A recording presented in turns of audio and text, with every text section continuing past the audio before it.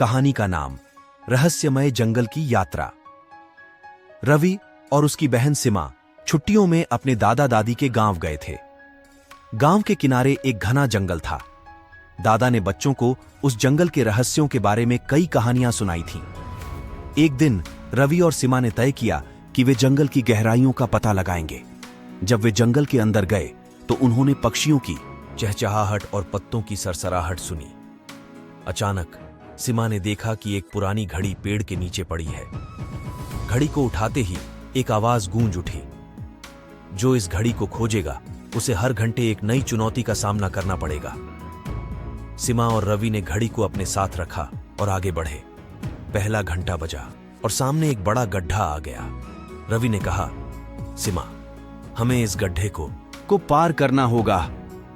उन्होंने मिलकर एक पेड़ की शाखाओं से पुल बनाया और उसे पार कर लिया। अगले घंटे की घंटी बजी और अचानक जंगल में अंधेरा छा गया।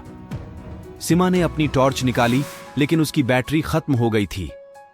तब रवि ने अपनी जेब से छोटी सी लालटेन निकाली जो दादा ने उन्हें दी थी। उनकी मदद से वे आगे बढ़े।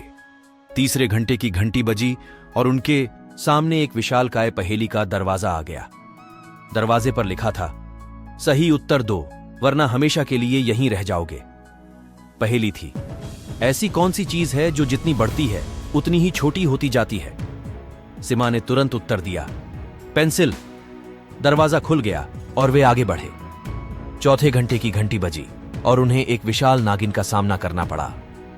नागिन ने कहा, जो मेरी पहेली का उत्तर देगा वही बच पाएगा।